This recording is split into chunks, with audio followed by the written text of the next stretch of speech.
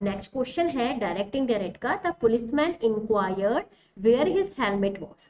इस सेंटेंस में inverted commas नहीं है, जिससे मुझे साफ साफ ये पता लग रहा है सेंटेंस आपका इनडायरेक्ट है। इनडायरेक्ट से किस में कन्वर्ट करना है? डायरेक्ट में। अब सेंटेंस पहचान लो कि डायरेक्ट से इनडायरेक्ट में चेंज कर रहे हैं, तो सेंटेंस कौन सा है? ये है बेटा हमारा WH फैमिली से शुरू होने वाले वाक्य, मतलब सेंटेंस है इंटेरोगेटिव। तो इंटेरोगेटिव सेंटेंस अगर बनाना है तो सबसे बड़ी पहचान क्या होती है? सब्जेक्ट से पहले क्या आता है? Helping verb. इन चारों ऑप्शन में पहले वो ऑप्शन चेक कर लो जहां हेल्पिंग वर्ब पहले हो सब्जेक्ट के। तो ऑप्शन नंबर ए में देखो, ये आपका सब्जेक्ट है, योर हेलमेट लिखा हुआ है यहाँ पे, ठीक है, इसको ऐसे मान लो योर हेलमेट, और ये रहा आपका वर्ब। तो एक तो आंसर ये हो सकता है ऑप्शन नंबर ए। दूसरा, इसमें हिज हेलमेट इसके बाद दे रखा है वॉज, ये आंसर नहीं होगा क्योंकि सब्जेक्ट के बाद है, मुझे सब्जेक्ट से पहले हेल्पिंग वर्ब चाहिए इंटेरोगेटिव बनाने के लिए। दूसरा, इसमें भी आपका ये रहा आपका सब्जेक्ट, और सब्जेक्ट के बाद उन्होंने वर्ब दे रखी, ये भी हटा दो। ये रहा आपका सब्जेक्ट और यहाँ तो वर्ब भी खा गया ये, तो इसका मतलब ये तो वैसे ही गलत हो गया। तो साफ साफ मुझे पता लग गया राइट आंसर ऑप्शन नंबर ए होगा। इसमें तो मैंने कुछ चेक करना ही नहीं पड़ा, सीधे सीधे आंसर आ रहा है इसका। अब मूव करेंगे नेक्स्ट क्वेश्चन, मतलब 42 नंबर पर। 42 नंबर का डायरेक्ट इनडायरेक्ट है। He asked me to wait there until I got my turn. टू आ गया, वैसे भी इसमें इन्वर्टेड कॉमा नहीं है, इससे मुझे ये पता लग रहा है ये इनडायरेक्ट है। दूसरा, टू एक कनेक्टर का काम करता है जो इंपेरेटिव सेंटेंस में यूज किया जाता है, इसका मतलब ये सेंटेंस इनडायरेक्ट है। इनडायरेक्ट से डायरेक्ट में बनाना है क्योंकि इन सभी में इन्वर्टेड कॉमास दे रखे। अब क्या करेंगे, जब भी सेंटेंस इंपेरेटिव हो तो इंपेरेटिव सेंटेंस का किससे शुरू होता है? वर्ब की फर्स्ट फॉर्म। तो वर्ब की फर्स्ट फॉर्म क्या होगी? इन सेंटेंस में वो सेंटेंस बिल्कुल अलग कर लीजिए जिन सेंटेंस की स्टार्टिंग वेट से हो रही हो। ऑप्शन नंबर ए है, ऑप्शन नंबर बी है, ऑप्शन नंबर सी में नहीं है, इसे हटा दो, लेकिन ऑप्शन नंबर डी में है, इसे लगा दो। एक तो ये वर्ब है, दूसरी वर्ब बेटा यहाँ भी दे रखी है। तो पहले अपन वर्ब पे काम करेंगे। तो ये क्या दे रखा है? गॉट, ये वर्ब की सेकंड फॉर्म है। मतलब अगर क्वेश्चन में गेट या गेट्स होगा तभी तो डायरेक्ट से इनडायरेक्ट में वर्ब की सेकंड फॉर्म आएगी। तो डेट मीन आप ऑप्शन में वो ऑप्शन चेक करो जो यहाँ पे या तो गेट दे रखा हो या गेट्स दे रखा हो। तो ऑप्शन नंबर ए में गेट है, बी में गेट है और डी में भी गेट है। डेट मीन यहाँ पे आंसर ए, बी और डी ये तीनों होने की पॉसिबिलिटी है। अब मूव करेंगे कॉन्सेप्ट नंबर 2 की तरफ। अगर क्वेश्चन में हियर हो तो हियर को हम किस में कन्वर्ट कर देते हैं? दियर में। तो ऑप्शन में देयर दे रखा है क्वेश्चन में, मतलब क्वेश्चन में आपका हियर दिया हुआ होना चाहिए। तो option number A, B, D में से किस में दे रखा है? इसमें हियर है, इसमें हियर है, इसमें दियर है। इसका मतलब ये ऑप्शन गलत हो गया, राइट आंसर ए आएगा या फिर आपका क्या आ जाएगा? बी आ जाएगा। अब बस आप इतना चेक कर लो इसमें कौन सा ऑप्शन बिल्कुल अलग दे रखा है, क्या चीज अलग दे रखी है, और आपका राइट आंसर इजीली आपको मिल जाएगा। तो अब चेक करके बताओ इसमें ऑप्शन में ए आंसर आएगा या फिर बी आपका ऑप्शन हो जाएगा। देखो, he said to me, he told to me, पता लग गया। टोल्ड के साथ कभी भी टू नहीं आता है, टोल्ड अकेला आता है। That mean option number B गलत हो जाएगा, right answer option number A हो जाएगा। अब मूव करते हैं question number 43। The counter clerk asked me what my number was. देखो सबसे पहले ये साफ साफ पता लग रहा है इसमें इन्वर्टेड कॉमा नहीं है, ये इनडायरेक्ट का क्वेश्चन है, अपन को डायरेक्ट में बदलना है। जब भी WH वाले वर्ड्स आपके आ जाएं और उसे डायरेक्ट में बनाना हो तो हेल्पिंग वर्ब हमेशा पहले आएगी किसके? सब्जेक्ट के। तो देखो ऐसे ऑप्शंस अलग कर लो जिसमें सब्जेक्ट पहले हो, सॉरी हेल्पिंग वर्ब पहले और सब्जेक्ट बाद में। ये रहा हेल्पिंग वर्ब, सब्जेक्ट ये रहा, ये रहा हेल्पिंग वर्ब, सब्जेक्ट ये रहा, ये रहा हेल्पिंग वर्ब, सब्जेक्ट ये रहा, ये रहा हेल्पिंग वर्ब, सब्जेक्ट ये रहा। ये तो सारे आंसर हो सकते हैं। कंसेप्ट नंबर 2, अब वर्ब पे काम करो। वर्ब क्या दे रखा है? वॉज। वॉज कब चेंज होता है? जब क्वेश्चन में इज, आर या एम दिया हुआ होता है, जब क्वेश्चन में वॉज आता है। तो ऑप्शंस वो अलग कर लो जिसमें इज, आर, एम में से कोई एक वर्ब हो।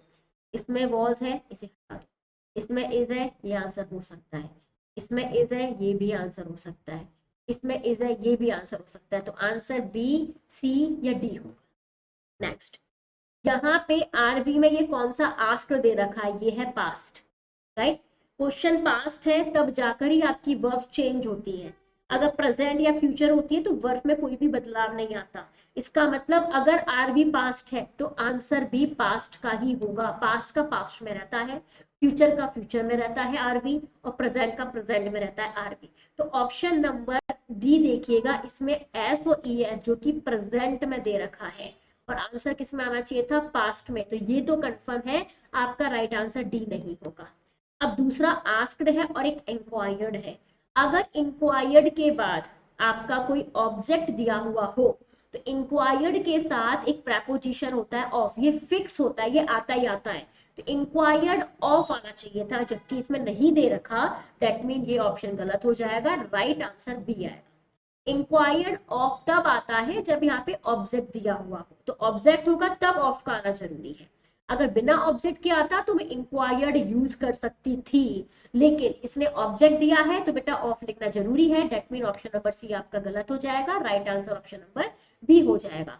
Question number next, that is 44। Vikas said to Naveen that he had not met him since February the previous year। देखो सबसे पहले ये आपका इनडायरेक्ट है, इनडायरेक्ट से डायरेक्ट में चेंज करना है। एक चीज आपने ध्यान दी, प्रीवियस ईयर्स के जितने भी क्वेश्चंस हुए हैं ज्यादातर क्वेश्चन आपके इनडायरेक्ट से डायरेक्ट के आए हैं। तो ध्यान रखना टीयर 2 मेंस में अक्सर क्वेश्चंस ऐसे पूछे जा रहे हैं, तो ये चीज आप ध्यान में रखते हुए आप आगे की तैयारी कंटिन्यू करना। अब देखो यहाँ पे हैड नॉट मैट दे रखा है, had plus not plus verb की थर्ड फॉर्म। कब बदलते हैं हम डायरेक्ट से इनडायरेक्ट में हैड नॉट थर्ड फॉर्म, जब क्वेश्चन में हैज या have plus not plus verb की थर्ड फॉर्म दे रखी हो। तो चेक कर लो, हैज है, हैव है, नॉट है, लेकिन थर्ड फॉर्म नहीं है, आईएनजी, इसे हटा दो। हैव है, नॉट है, थर्ड फॉर्म है, ये आंसर हो सकता है, मतलब ऑप्शन नंबर बी आंसर हो सकता है। एक बार टिक कर लेते हैं। हैव नॉट मैट, ये भी आंसर हो सकता है। हैव नॉट मीट वर्ब की फर्स्ट फॉर्म है, मुझे फर्स्ट फॉर्म नहीं, हैज हैव के बाद हमेशा थर्ड फॉर्म आता है, मुझे थर्ड फॉर्म चाहिए, मतलब ऑप्शन नंबर डी तो नहीं होगा, ये तो कंफर्म है। अब मूव करेंगे, ये तो कंफर्म हो गया, बी और सी राइट आंसर होगा। अब मूव करो, सैड टू, ये है टोल्ड टू। टोल्ड के साथ कभी भी टू नहीं यूज किया जाता, टोल्ड अकेला आता है, वो अपने आप में शेर है, और बब्बर शेर कभी भी टू के साथ नहीं आता, अकेला आता है। That mean option number B correct answer होगा, बिना क्वेश्चन पढ़े ही मेरा आंसर आ रहा है। नेक्स्ट क्वेश्चन, क्वेश्चन नंबर 45, बताइए। आई हैव, ये बेव नहीं है, ये हैव है। I have joined computer classes, Rudra sir, Rudra ने कहा कि मैंने कंप्यूटर क्लासेस ज्वाइन की, कर चुका हूँ, मतलब वो कर चुका है, उसने कंप्यूटर क्लासेस कर चुकी है, उसने ज्वाइन की थी। अब यहाँ देखिएगा, आई हैव ज्वाइंड, मैंने ज्वाइन किया, की हुई है कंप्यूटर क्लासेस, मैंने ज्वाइन की थी, रुद्र ने ऐसा कहा है। अब यहाँ देखो, हैज है प्लस थर्ड फॉर्म, जब भी डायरेक्ट इनडायरेक्ट में चेंज करना हो काम किस पे करेंगे, वर्ब पे, और वर्ब दे रखा हैज है, और हैज है को किस में कन्वर्ट करते हैं बेटा, हैड प्लस वर्ब की थर्ड फॉर्म में। ऑप्शंस वो बिल्कुल अलग कर लो जिसमें हैड प्लस थर्ड फॉर्म हो, इसमें है, ये आंसर हो सकता है, इसमें नहीं है, इसमें नहीं है, इसमें नहीं है, दैट मीन ऑप्शन नंबर ए आपका करेक्ट आंसर होगा। अब मूव करेंगे क्वेश्चन नंबर 46 की तरफ। क्वेश्चन नंबर 46 देखते हैं क्या होगा। The teacher asked the students if they had understood her question. देखो भाई, आपको साफ साफ पता चल रहा है ये इनडायरेक्ट है, और इनडायरेक्ट को किस में चेंज करना है, डायरेक्ट में। तो इनडायरेक्ट से डायरेक्ट में चेंज करने के लिए सबसे पहले हम काम करेंगे वर्ब पे। वर्ब है, तो इसका मतलब क्वेश्चन में हैज और हैव होगा, तब जाकर ही तो आंसर में हैड आएगा, क्योंकि हैज हैव को हम हैड में कन्वर्ट करते हैं। तो पहले आप ये चेक करो किस किस ऑप्शन में या तो हैज हो या हैव हो। ऑप्शन नंबर ए में है, ये हो सकता है। ऑप्शन नंबर बी में हैव है, हो सकता है। सी में हैव है, हो सकता है, और डी में हैव नहीं है। That mean option number D incorrect है, तो राइट आंसर ए, बी और सी होगा। कंसेप्ट नंबर 2, अगर क्वेश्चन में कनेक्टर इफ दे रखा है तो इफ का मतलब है ये सेंटेंस इंटेरोगेटिव है, और इंटेरोगेटिव का भी कौन सा, हेल्पिंग वर्ब से शुरू होने वाले वाक्य, क्योंकि WH फैमिली में तो आपके ये क्वेश्चन आते ही नहीं है, इसमें कोई कनेक्टर हम यूज करते ही नहीं है, WH फैमिली खुद कनेक्टर का काम करती है, तो हेल्पिंग वर्ब से शुरू हो रहा है, तो सेंटेंस की स्टार्टिंग पे किससे होगी, हेल्पिंग वर्ब से। तो वो ऑप्शन चेक करो जो हेल्पिंग वर्ब से शुरू हो, इसमें हेल्पिंग वर्ब है, इसमें इफ है, इसे हटाओ, इसमें हेल्पिंग वर्ब है, तो ये कंफर्म है, राइट आंसर ए होगा या फिर सी होगा। यहां तक तो हम पहुंच गए। अब मूव करते हैं नेक्स्ट में, इसमें अलग क्या है, हैव यू अंडरस्टूड हर, और हैव यू अंडरस्टूड माई, बस इतना देखना है कौन सा प्रोनाउन आएगा, हर आएगा या फिर माई आएगा। अब देखो सबसे पहले टीचर ने अपने स्टूडेंट से पूछा if they had understood her question. Her question इसका मतलब टीचर के बारे में साफ साफ बोला है कि टीचर एक जो इसका जो जेंडर चेक करेंगे तो वो एक लड़की है, मतलब ये एक लड़की साफ साफ दे रखा है शी। क्लियर? तो इसका ऑप्शन में भी वो ऑप्शन होगा जिसमें शी मतलब एक जेंडर साफ साफ जब दे रखा है कि एक लड़की है, दैट मीन आपको ये पता लगाना है कि राइट आंसर हर होगा या फिर माई होगा। अब यहाँ पे देखो बेटा, अगर ये माई क्वेश्चन है, माई कौन सा पर्सन होता है, फर्स्ट पर्सन। फर्स्ट पर्सन बदलता किसके अकॉर्डिंग है, सब्जेक्ट के अकॉर्डिंग। सब्जेक्ट क्या है, टीचर, और टीचर यहाँ पे साफ साफ दे रखा है क्या है, एक लड़की है, मतलब शी है। तो शी के अकॉर्डिंग अगर हम इसे चेंज करेंगे तो यहाँ पे हर आना चाहिए, तो आंसर क्वेश्चन में हर दे रखा है, राइट। तो इसका मतलब राइट आंसर आपका क्या हो सकता है, ऑप्शन नंबर सी हो सकता है, राइट। अब यहाँ देखो, अगर क्वेश्चन में मान लो हर दे रखा, हर एक थर्ड पर्सन होता है और थर्ड पर्सन में कभी भी चेंज नहीं होता, तो हर का हर रहेगा, डेट मीन ऑप्शन नंबर ए भी हो सकता है। तो उसमें आप चेक कर लीजिए कुछ और चीज है जो अलग दे रखी है। The teacher asked the students have you understood my question और हर क्वेश्चन। तो अब आपको इन दोनों में से ये कंफर्म करना होगा कि इसका राइट आंसर क्या लगाए, ऑप्शन नंबर ए लगाए या फिर ऑप्शन नंबर सी लगाए। तो अब देखो यहाँ पे सबसे पहले फर्स्ट पर्सन है आई, माई, मी, और फर्स्ट पर्सन किसके अकॉर्डिंग बदलेगा, सब्जेक्ट। सब्जेक्ट क्या दे रखा है, टीचर। अगर जेंडर क्लियर नहीं हो तो हम क्या लगाते हैं, ही। और अगर जेंडर क्लियर हो, क्योंकि इसे साफ बोल रहे हैं हर क्वेश्चन मतलब एक लड़की है, तो इसका आंसर होगा शी। तो शी, हर, हर, माई को किस में कन्वर्ट कर देंगे, हर में, तो जो कि इसमें दे रखा है, डेट मीन ये आपका राइट आंसर हो जाएगा। तो ऑप्शन नंबर सी को आप करके आइएगा, क्योंकि फर्स्ट पर्सन को अपन सब्जेक्ट अकॉर्डिंग चेंज बिल्कुल साफ साफ क्लियर दे रखा है। नेक्स्ट क्वेश्चन है, he exclaimed sadly that it was a pity that so many lives had been lost in the flood। अब देखो सबसे पहले क्वेश्चन साफ साफ नजर आ रहा है, दैट कनेक्टर यूज हो रहा है, एक्सक्लेम्ड आ रहा है, डेट मीन एक्सक्लेमेटरी सेंटेंस है, ये तो मुझे समझ में आ गया। और एक्सक्लेमेटरी सेंटेंस वोटा या हाउ से शुरू होते हैं, तो पहले तो वो ऑप्शन अलग कर लो जिसमें वोटा या हाउ आओ, इसमें नहीं है, वोटा है ये हो सकता है, वोट आ है ये दे रखा है, ये नहीं, ये तो कंफर्म है, राइट आंसर बेटा बी और सी होगा। अब इसकी वर्ब्स चेक कर लो, क्योंकि इसमें वर्ब्स काफी दे रखी है। पहली वर्ब दे रखी है had been lost, had been, तो ऑप्शन अगर क्वेश्चन में हैड बीन है तो आंसर में आपका क्या आना चाहिए, हैड बीन आना चाहिए। हैड बीन प्लस वर्ब की थर्ड फॉर्म दे रखी है, तो इसका मतलब राइट आंसर अगर क्वेश्चन में हैज, हैव प्लस बीन होगा, राइट, प्लस मेन वर्ब की थर्ड फॉर्म, तो हैज हैव को हम किस में कन्वर्ट कर देंगे, हैड में। तो पहले तो वो ऑप्शन चेक करो जिसमें हैज हैव दे रखा हो, ऑप्शन में इज आर एम है, ये तो होगा नहीं, इसमें हैव है, ये आंसर हो सकता है। दूसरा देखो बेटा, जब तक क्वेश्चन में आईएनजी ना हो तो आंसर में आईएनजी नहीं आता, तो इसमें आईएनजी दे रखा है बीइंग, तो ये तो नहीं हो सकता। अगर यहाँ भी आईएनजी होता तो मैं आईएनजी वाला ऑप्शन ऑप्शन नंबर बी लगाती, लेकिन क्वेश्चन में आईएनजी नहीं दे रखा, थर्ड फॉर्म दे रखी है, तो आंसर भी थर्ड फॉर्म वाला ही आएगा, मतलब हैज हैव हैड वाले आएंगे, लेट मी राइट आंसर आपका ऑप्शन नंबर सी होगा। नेक्स्ट क्वेश्चन, क्वेश्चन नंबर 48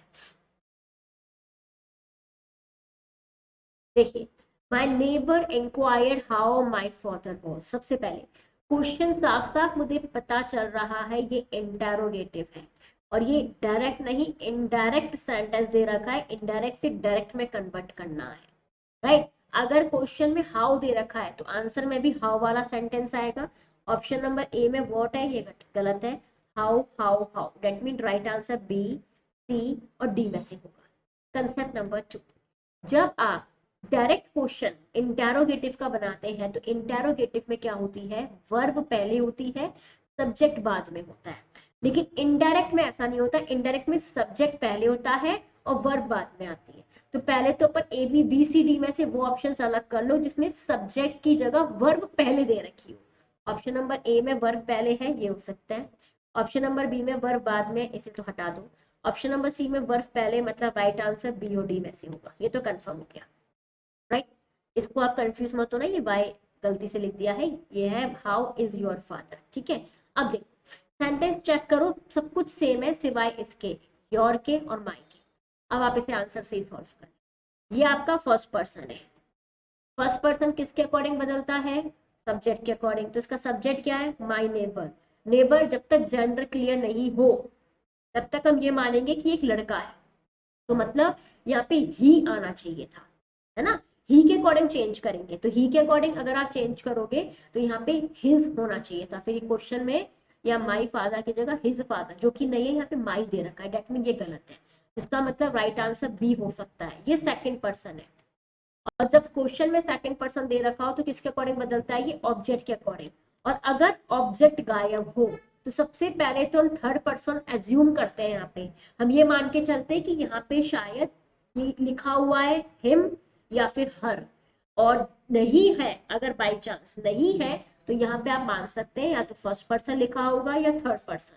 तो ऑप्शन में यहाँ पे फर्स्ट पर्सन ऑब्जेक्ट दे नहीं रखा, तो ऑब्जेक्ट नहीं दे रखा तो आप यहाँ पे कोई भी पर्सन एज्यूम करके आप अपना आंसर दे सकते हैं। तो यहाँ पे आप एज्यूम कर लो कुछ भी, is R am sorry assume कर सकते हैं आप थर्ड पर्सन, ही हिज हिम मतलब हिम एज्यूम कर सकते हैं, हर एज्यूम कर सकते हैं, आप यहाँ पे मी एज्यूम कर सकते हैं, आप यहाँ पे अस एज्यूम कर सकते हैं। क्योंकि जब आपका यहाँ पे ऑप्शन में ऑब्जेक्ट नहीं दे रखा तो ऑब्जेक्ट को अज्यूम करते हैं, डेट मीन आपका राइट आंसर बी हो जाएगा, क्योंकि यहाँ पे आपका फिर योर दिया हुआ है। समझ में आया। नेक्स्ट में मूव करते हैं, अगला क्वेश्चन। माई नहीं होगा, माई क्यों नहीं होगा, मैंने आपको बता दिया क्योंकि फर्स्ट पर्सन सब्जेक्ट के अकॉर्डिंग चेंज होता है।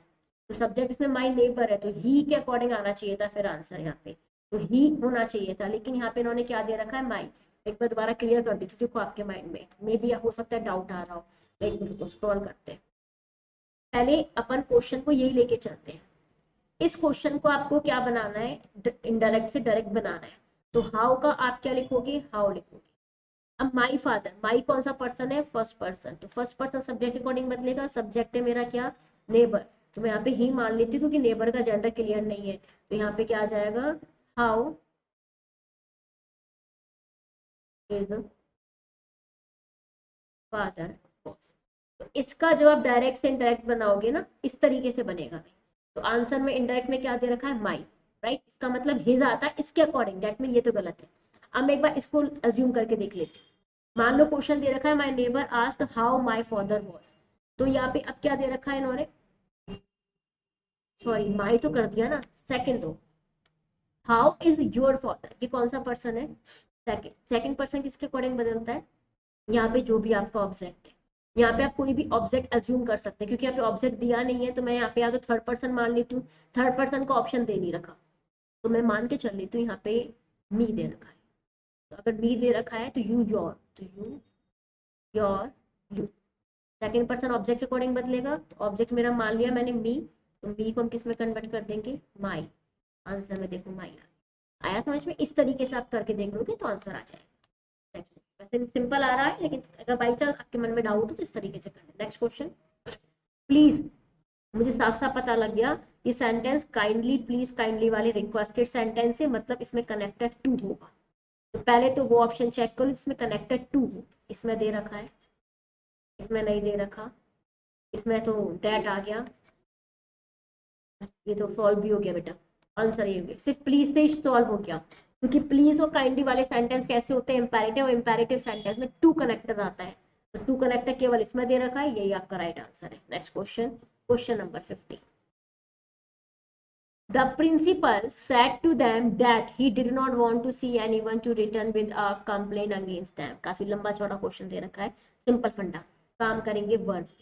वर्ब क्या दे रखा है, did not want।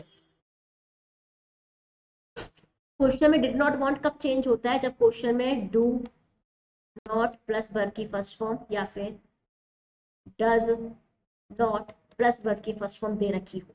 ऐसे ऑप्शन अलग कर लो जिसमें डू या डज हो। तो ऑप्शन नंबर ए में डिड है, हटाओ।